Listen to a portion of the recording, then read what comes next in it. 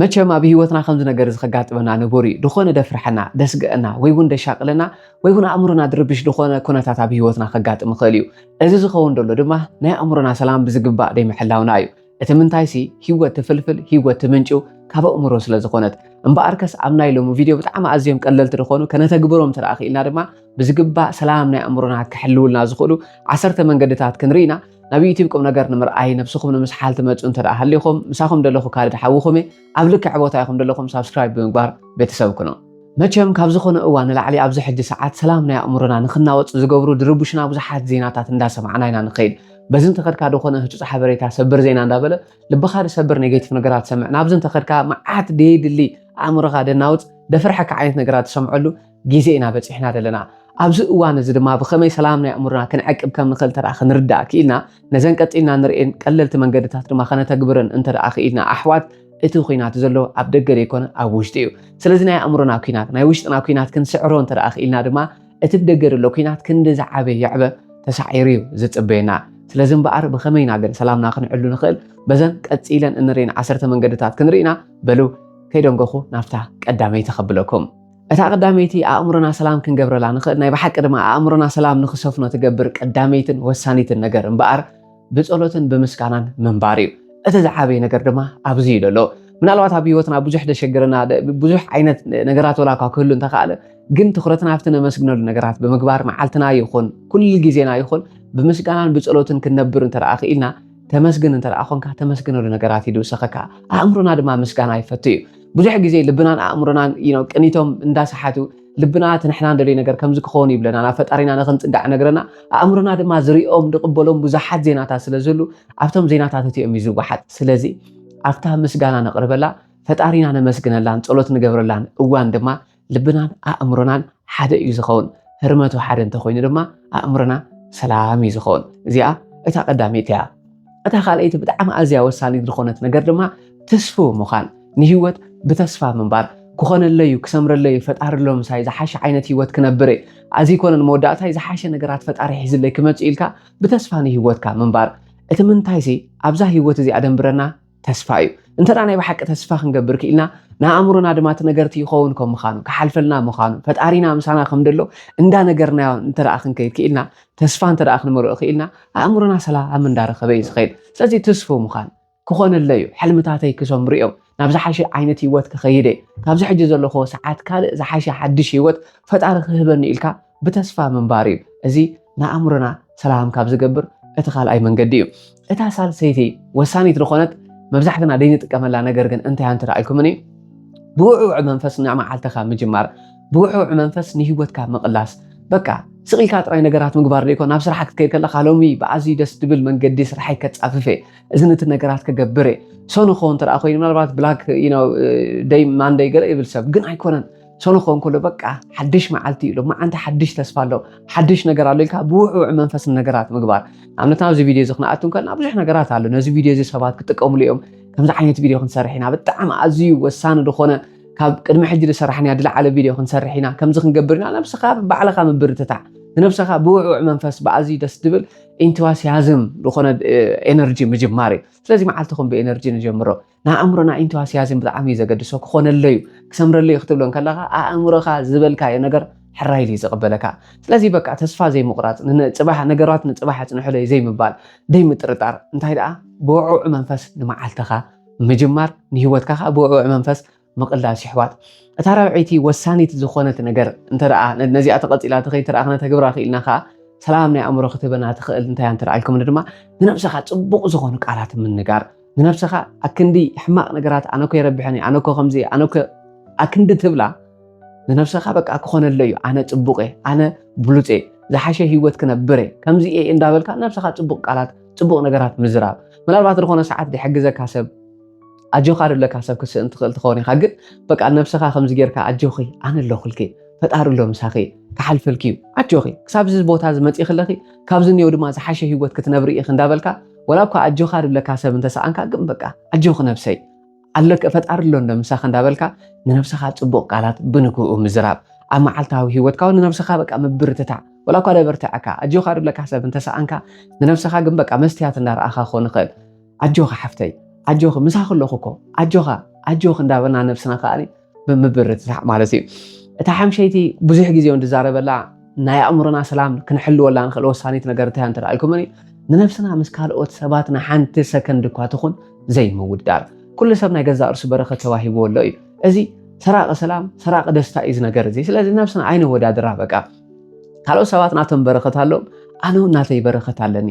ኣክንዲ ምስኦም ድወዳደር ድማ ናይ ገዛ ርእሰይ ናይ እዛ ዘለኹዋ ሂወተይ ንዓኣ በቃ ምሳኤ ድወዳደር ሰላም እየ ዘለኹ ደሓን እየ ዘለኹ ካብቲ ማል እዞም ዝሓሽኩ ንምዃን ክፅዕረይ እንዳበልና ጀስት ምስ ካልኦት ሰባት ምውድዳር ገሪፍና ምስ ነብስና ጥራይ ምውድዳር ኣብዚ ነገር እዚ ሓደ ብጣዕሚ ወሳኒ ነገር እንታይ እንትራ ኢልኩም ኣሕዋተይ ብዙሕ ግዜ እቲ ናትና ድኹማት ድበሃሉ ንኣሽቱ ድበሃሉ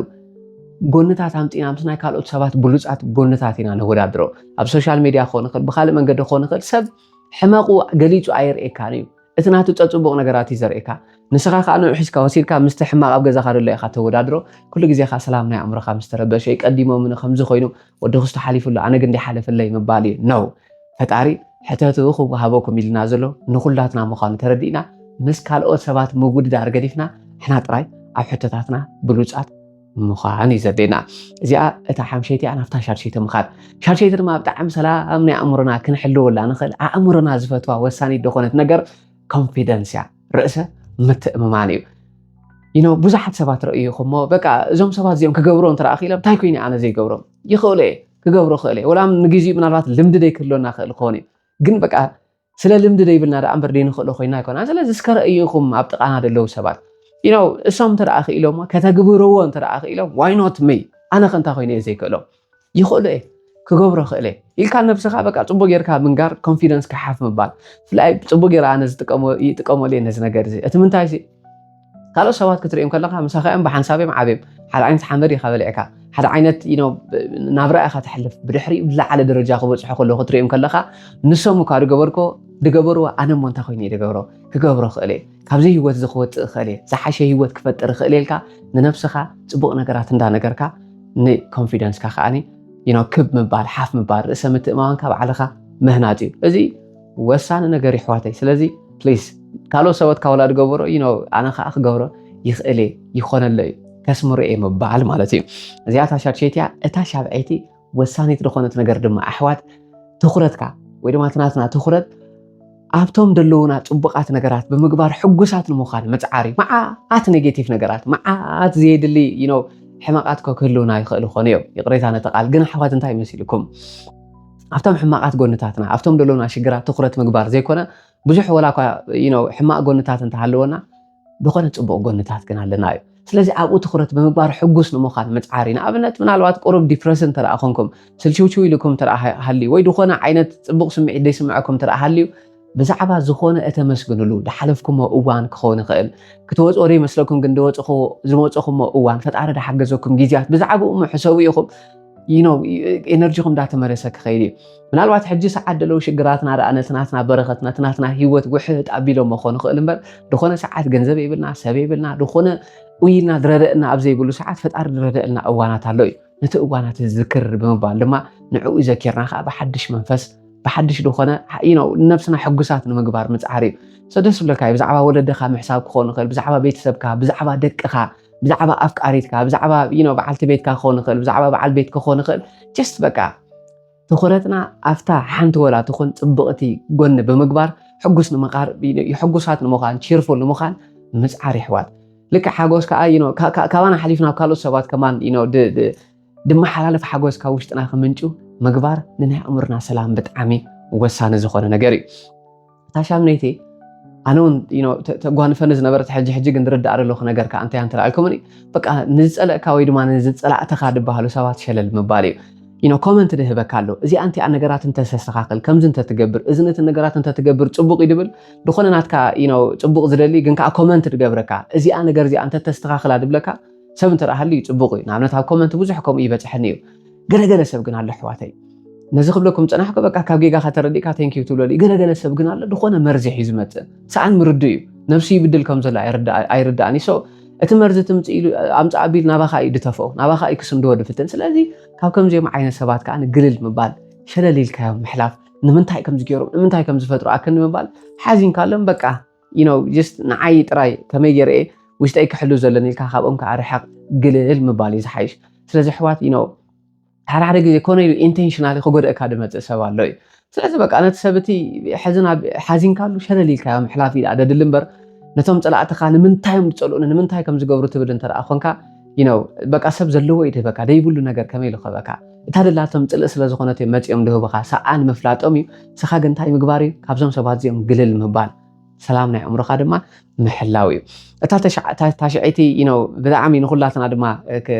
كتحجزنا تقول سلامنا عمرنا كتحلوا لنا تقول نجار كأنت أنت رأيكمني بقى نجارات كم زحل فتردي كم مرققع كلمة مخان هدئ رجع مبالي أحواتي أتمنى سكر إيوهم بزحوا ده حلفوا دمسلنا بقى أخيل النيو نايم ودعت هيوزي إن بلولهم بزحت أبي هواتنا دخلوا جزيات أوانات نيرميم جن كافت أوانات دوت أنا فت أرينا كلوي أبزح حج ساعات نزا فيديو نرئي لارنا بوتا نخم بتسح دقبرنا كفت أرينا لوي نزال عالم دمسلنا كوميلي زقت البرماننت تخوني تسمعنا دخلنا شجر أبي هواتنا كو حليفوس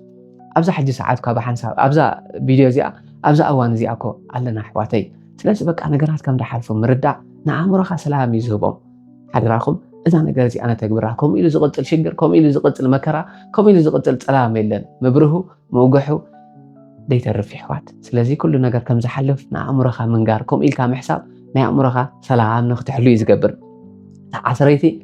نزون كل نجارات أرني فاتحز والثاني تدخلنا نجار دم أحواتي أنت رأيكمني عفت تاريخها متسقع اتزلع على نعمره سلام كهبك هزخل وسانه دخونه نجاري منالوات فتاري يلني يدو نزع من سب انتاي مو خنغورينا ولا حنت خنغورين خلنا جن نزا فيديو زي ادري ادلو بزيلو بتيلو ناي بحقي فتاري يزع من